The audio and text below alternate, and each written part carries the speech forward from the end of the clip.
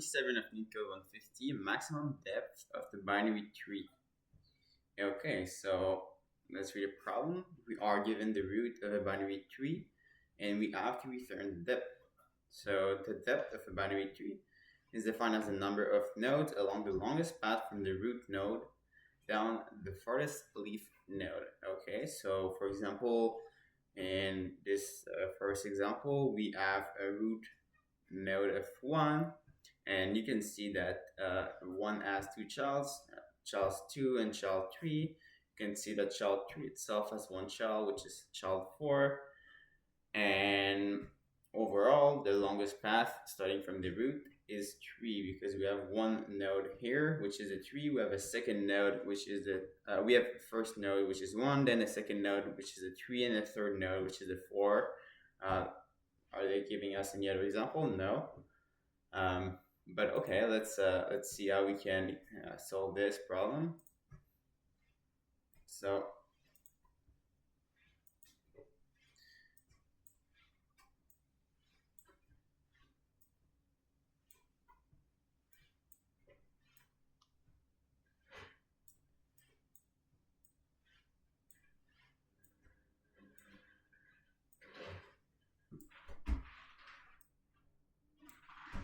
all right, so let's say that, all right.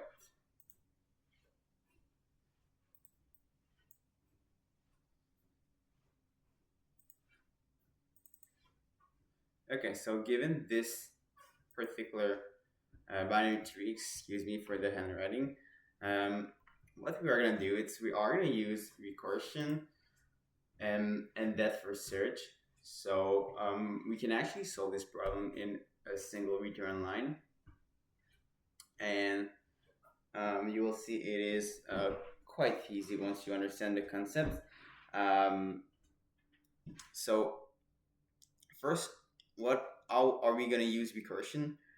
Starting from the first root node, we are going to go see what is the maximum of the right side and the left side, and we are going to do this for every single level. And when I refer to a level, I refer to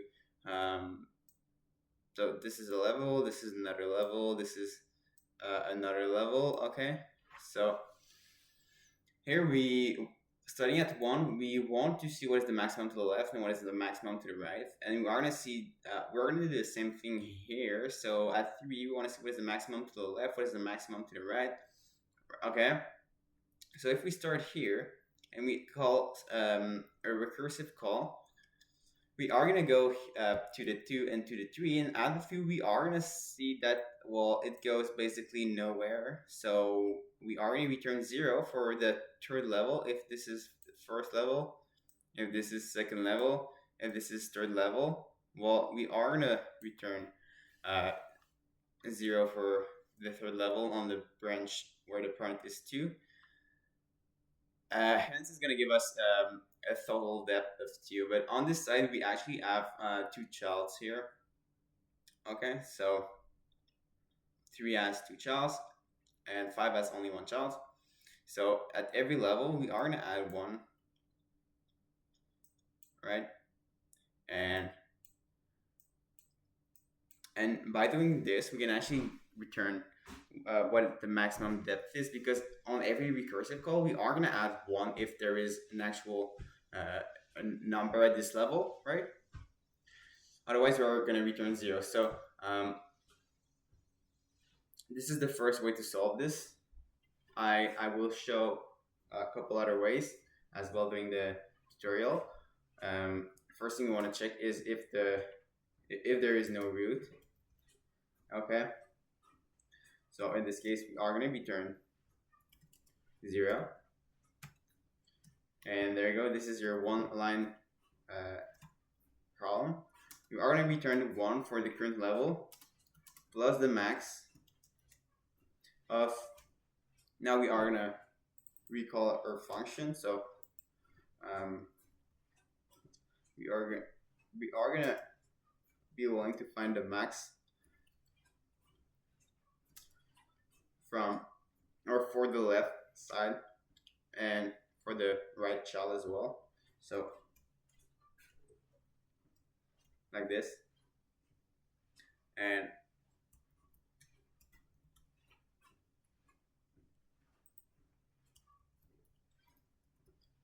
okay, and so on every call, if there is actually um, if there is a child, we are going to return one because we found another depth level, and then we are going to return the we are going to add to this the maximum of the recursive call of the left side and the right side. So at every level, we ensure that if there is no child, we add a 0, otherwise we add a 1. So this way we can actually uh, on the top layer of the recursive call basically add 1 plus the maximum of the whatever the maximum like wherever the maximum depth is on the 3. So let's return this.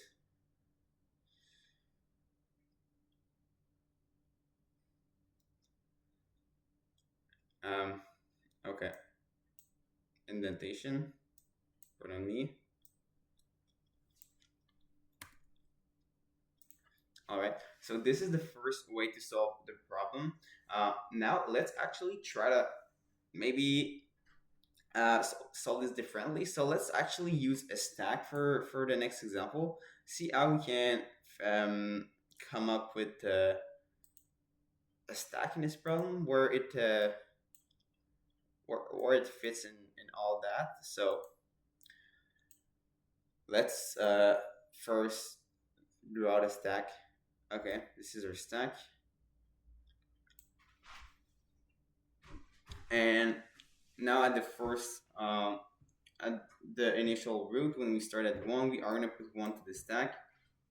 And we are going to pop the first value to the stack. This is the concept of it. So basically, a stack is also called as a last in, first out. So this is how we can actually go as far as possible on each and every single branch, and then come back to the previous intersection with another branch and go as far as possible in that branch as well. So here we are going to pop 1, and in 1 we are going to add the right and the left side. So let's call this so yeah, let's say we add 2 and we add 3, and oh, pardon me for that. We add 2 and we add 3. All right, this okay. I have a hard time drawing this morning, but I mean, you get that the 3 is going to be the first value popped out of the stack, right? And after this, we are going to have its right and left child. So we are going to add the 5 and the 6. So let's see if I can do better this time. 5 and 6, okay. All right, and after this, we are going to pop 6, but it will have no child. So we are going to go ahead and pop 5, and it has a child, which is 7. So now we are going to add 7 to the stack. Okay, but 7 itself has no child. So when we pop it, well, we can see that we are now back to 2, and we can actually go as far as possible on 2, but we notice that 2 has no childs either. So we are going to end up having an empty stack. And when we have an empty stack, we know that we went through every single possible branch of our binary tree, and so we can return the maximum depth. And to do so, we actually need to keep track of the depth every time we pop something out of the stack. So we are going to keep our initial statement. So, well, okay, let's do it differently. Let's first create our stack. Okay, and basically our stack is gonna keep 2 value. We are gonna start with the root. This is something we know for sure, and the root has a depth of 1 because itself is a depth. And then we want to, let's say, let's call this depth, right? at the end we are gonna return depth. So every time we are gonna update the whatever the maximum depth is. Okay, so we are gonna while loop until there is a stack, and within this we want to pop the first value of the stack, the top value, and we want to keep the node and the depth. Um, let's just call this d for now because I call the other variable here depth, and it is not the same. So um, when we pop a stack, the value we get is actually a double value. It has a node and the depth. So we are going to retrieve that from our pop. So stack.pop, there you go. Okay. And after this, it is possible that the value that we just popped is actually not a value. It is a none. So we are just going to have to check that if there is a node. So this is the way to do it. If there is a node, we are going to check if the depth of that node is actually deeper than the one that we previously had, because it is possible that we just pop a value from, let's say, in our last example, when we pop the 7 and we add we added through here. All right. Well, at this point, the depth of the 2 is not deeper than the depth of the 7. So we have to make sure that we don't just blindly replace the depth with whatever the depth is at the value we just popped out. So we are just gonna say take the maximum between whatever the previous depth is, and what the depth at that depth. All right. And after this, we are gonna append through the stack the right child and the left child. And also we are gonna make sure that we adjust the new depth. So note that left, it really doesn't matter if you add the left or the right child first, as long as you adjust the depth in consequence. Okay. And you're gonna do the same thing for the right child.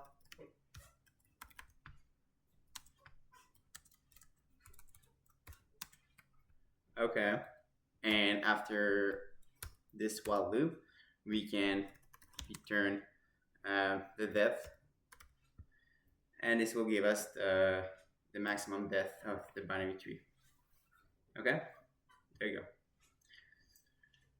go. There is also a last way to solve this problem. It is with breadth first search. So instead of going to the maximum depth of every single branch before visiting another branch, we are gonna basically make sure that at each level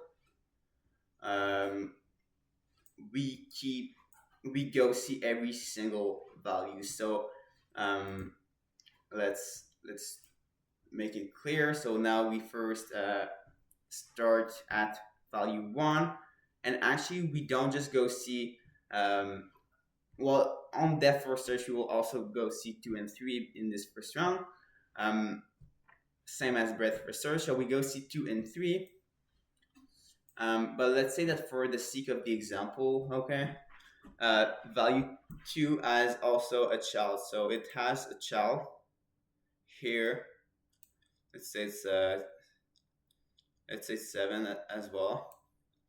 Okay.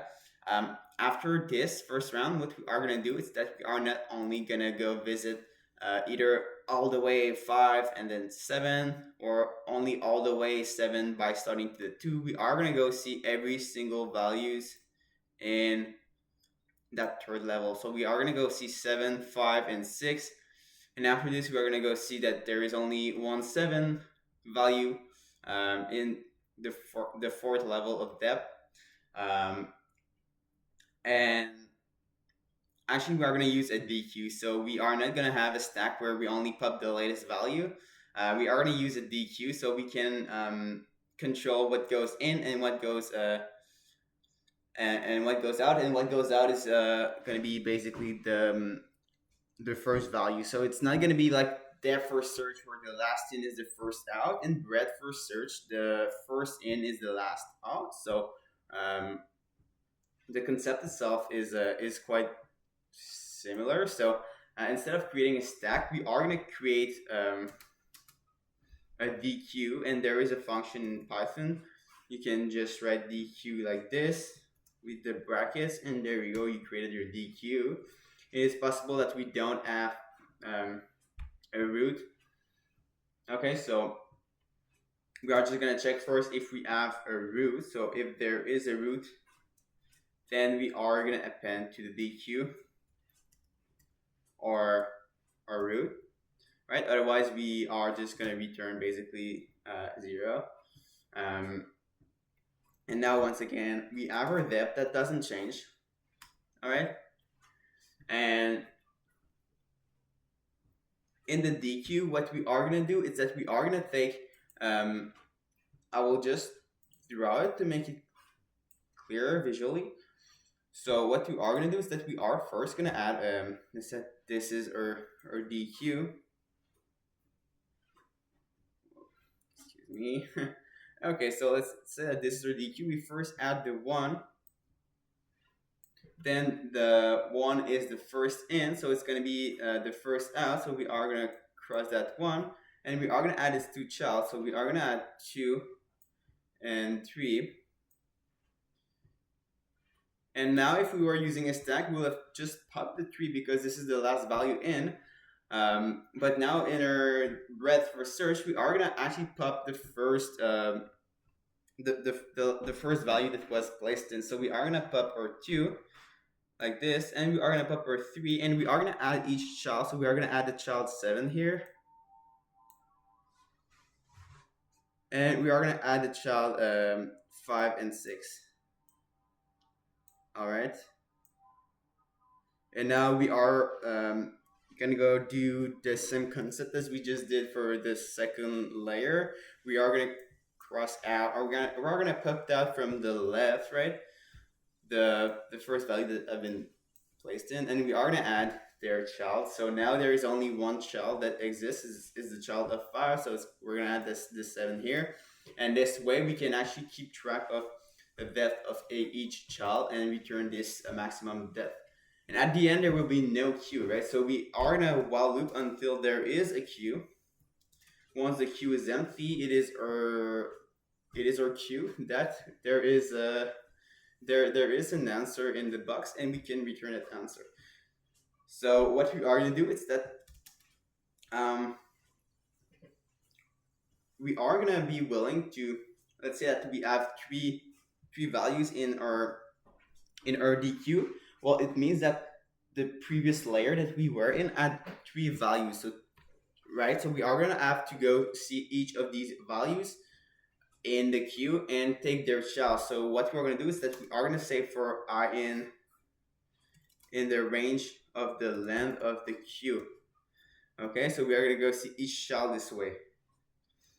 All right, and then we are going to say first that the node is queue, and we are going to pop from the left, and we can do this just like this. Right, so this is not a function we'll have to create. It's actually embedded in Python. And after this, we are going to append the queue, the left and the right. So queue,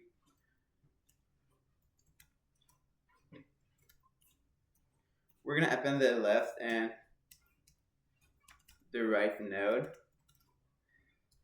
But it is also possible that that node has no child, so we just have to ensure that that it exists. So if there is a node that left, then you add it. Okay. Otherwise, do nothing. So that's how it's gonna go.